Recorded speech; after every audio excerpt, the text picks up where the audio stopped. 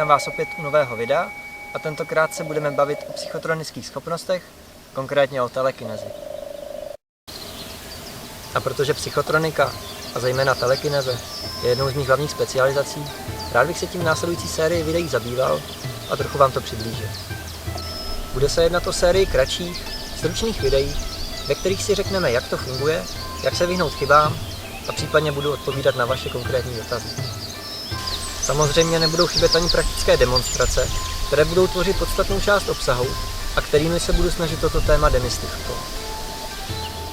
Když mluvíme o psychotronice, tak mluvíme o schopnostech, kterých je schopna naše mysl, které však exaktní vědou nebyly dodneška uspokojivě vysvětleny a popsány.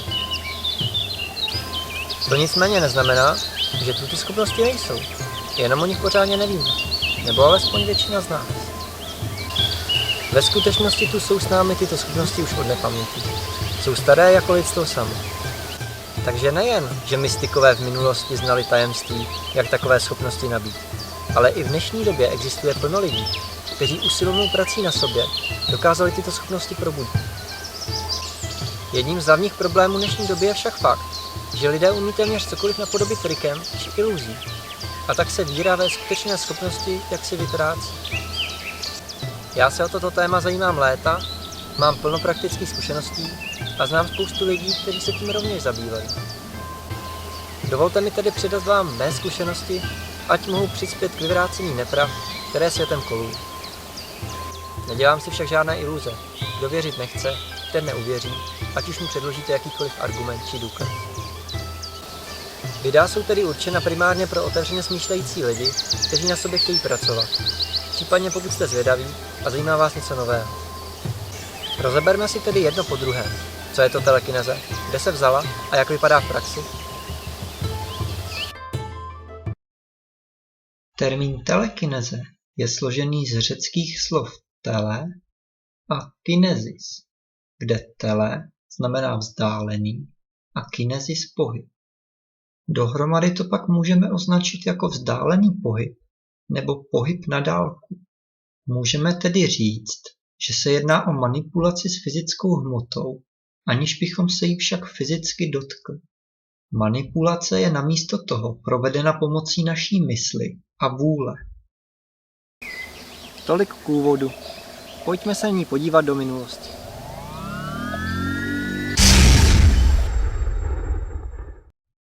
Když zapátráme, tak zjistíme, že psychotronické schopnosti objevíme v rozličných textech, ať už náboženských nebo mystických. Většinou takové jevy jsou označovány jako zázrak, především v křesťanských náboženských textech. Ale ve východních mystických naukách figurují tyto jevy už jako schopnosti, kterým se dá cvičením naučit. Nyní si nějaké takové příklady, a že jich existuje opravdu hodně, ukážeme. Telekineze, stejně tak jako i další schopnosti naší mysli, doprovází lidstvo od nepaměti. Tisíce let znají zasvěcenci, mudrcové a nejrůznější duchovní cestu k těmto schopnostem. Mnoho z nich nějaké schopnosti i prakticky ovládlo a poté, vybaveni takovými schopnostmi, konali kolem sebe zázraky. Existuje obrovské množství historických spisů, ve kterých nalezneme takové zápisy a příběhy. U mnoha z nich si ani nejsme jistí, jestli jsou to jen legendy, nebo takoví lidé opravdu existovali. Nám nejbližší a nejznámější takový člověk západního světa byl Ježíš. Jenom Bible je plná nejrůznějších příběhů a svědectví, popisujících nadpřirozené zázraky a úkony. Pojďme nyní nahlédnout na některé pasáže z Bible, ve kterých skutečně, zdá se, dochází k manifestaci nadpřirozených schopností.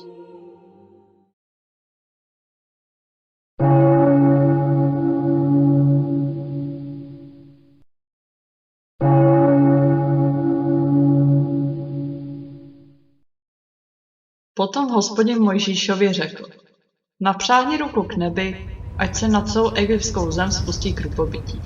Na lidi, dobytek i na každou polní rostlinu v Egyptě.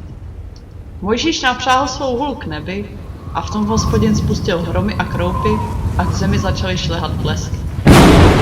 To Hospodin chrlil na egyptskou zem kroupy. Nastalo hrozné krupobytí a uprostřed toho krupobytí se klikatily blesky. Nic takového se v celém Egyptě neudálo ode dne, kdy se stal národem.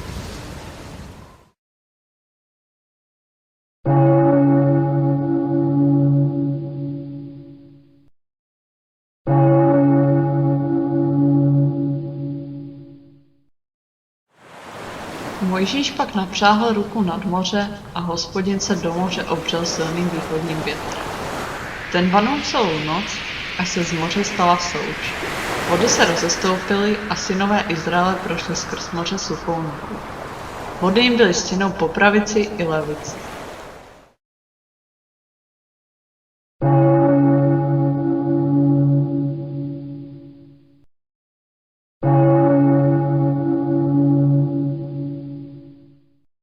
Padesát prorockých učedníků šlo za nimi. Zastavili se opodál, na dohled od místa, kde se u Jordánu zastavili ti dva. Eliáš vzal svůj plášť, svinul ho a udeřil jim do vody. Ta se rozestoupila a oba přišli po suchu na druhou stranu.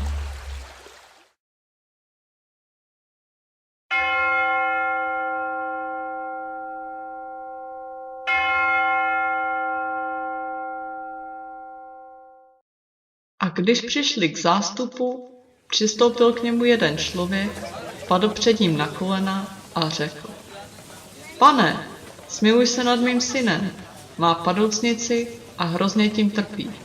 Často padá do ohně a nebo do vody.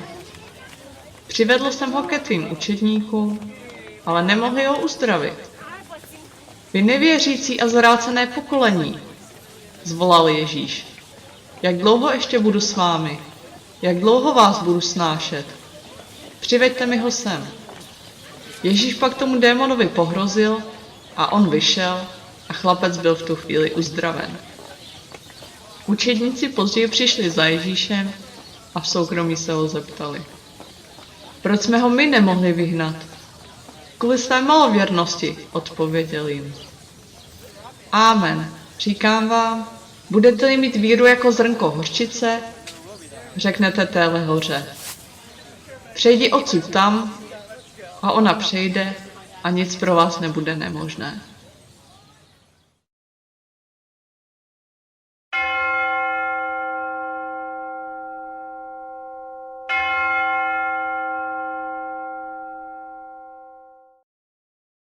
Za svítání cestou zpět do města dostal hlad. Uviděl u cesty jeden píkovník, šel k němu, ale nenašel na něm nic než list. Řekl mu tedy: Ať se z tebe už navěky nerodí ovoce. A ten píkovník hned uschl. Když to viděli učedníci, podivili se, jak to, že ten píkovník tak rychle uschl. Ježíš jim odpověděl: Amen, říkám vám, když budete mít víru a nebudete pochybovat, nejenže budete moci tohle udělat píkovníku, ale i kdybyste řekli této hoře: Zvedni se a vrhni se do moře, stane se to. Když budete věřit, dostanete o cokoliv v modlitbě požádáte.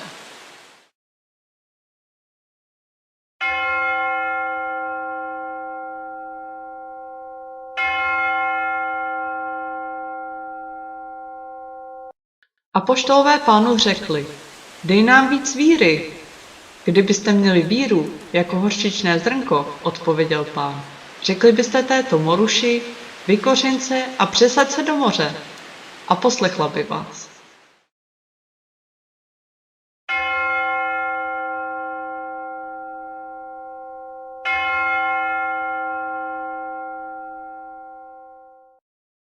Když lidé viděli, jaký zázrak udělal, říkali: Je to opravdu ten prorok, který měl přijít na svět. Ježíš poznal, že se chystají přijít a vzít ho, aby ho udělali králem, a tak se o samotě vrátil nahoru. Večer jeho učedníci sešli dolů k jezeru, nastoupili na loď a plavili se na druhý břeh do Kafarnaum. Ačkoliv se už setmělo, Ježíš k ním nepřišel. Jezero se začalo vzdouvat silným větrem. Když odpluli 25 nebo 30 honů, spatřili Ježíše, jak kráčí po hladině a blíží se k lodi. Vyděsili se, ale on jim řekl: To jsem já, nebojte se.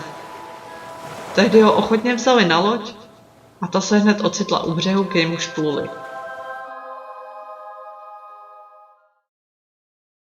Toť malý výčet z Bible.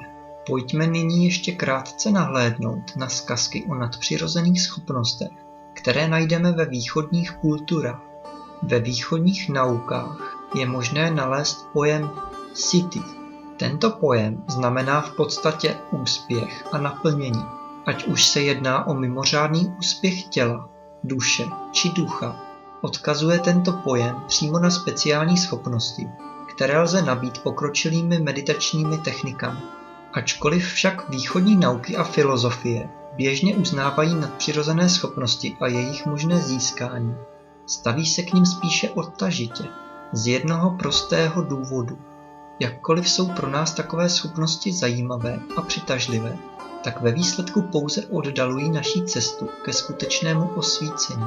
Že takových schopností však nabít lze, o tom na východě není pochyb.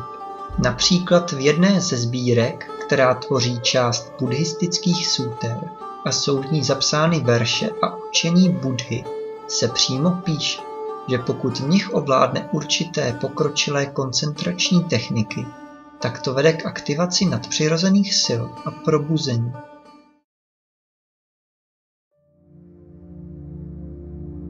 Chceli, pak vládne mnohým nadpřirozeným silám. Býval-li jedním, stane se mnohými. Býval-li mnohými, stane se jedním. Objevuje se, mizí. Bez jakýchkoliv zábran prostupuje stěnami, hradbami a horami, jako by prostupoval prázdným prostorem. Noří se do země a ze země, jako by to byla pouhá voda. Kráčí po vodě, aniž by se potopil, tak jako by kráčel po suché zemi. Se skříženýma nohama létá vzduchem, jako by to byl okřídlený pták. Rukou se dotkne slunce a měsíce, tak silný, tak mocný jest. Liv jeho těla sahá tak daleko, kam až sahají Brahmovy světy. Toto může zažít kdykoliv, když se mu naskytne příležitost.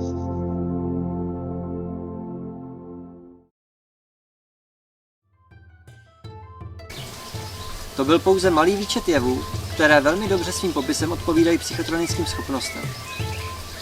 Mohli bychom takto pokračovat celé hodiny, ale jen kvůli tomu to neděláme. Já v tom vidím bezesporu doklad, že zasvěcení lidé odjakživa těmito schopnostmi oplývali. Někdo je v sobě objeví přirozeně, jiný je aktivuje výcvikem a prací na sobě. A nakonec asi to nejzajímavější, na co nejspíš většina z vás čeká. Praktické ukázky. Ukážeme si starší, ale i aktuální videa. Jak vypadá telekineze a případně i další schopnosti ve videu, jdeme na to.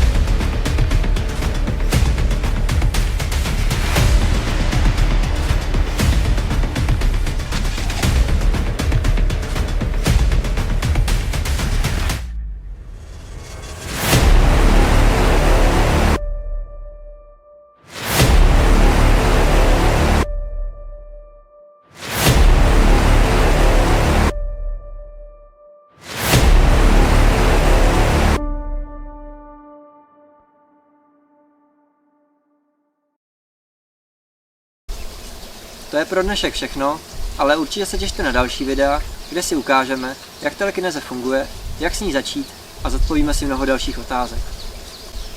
Pokud se na něco chcete zeptat rovnou, tak pište do komentáře a určitě dejte odběr, ať vám další videa neuniknou. Takže kéž je s vámi síla a ahoj příště.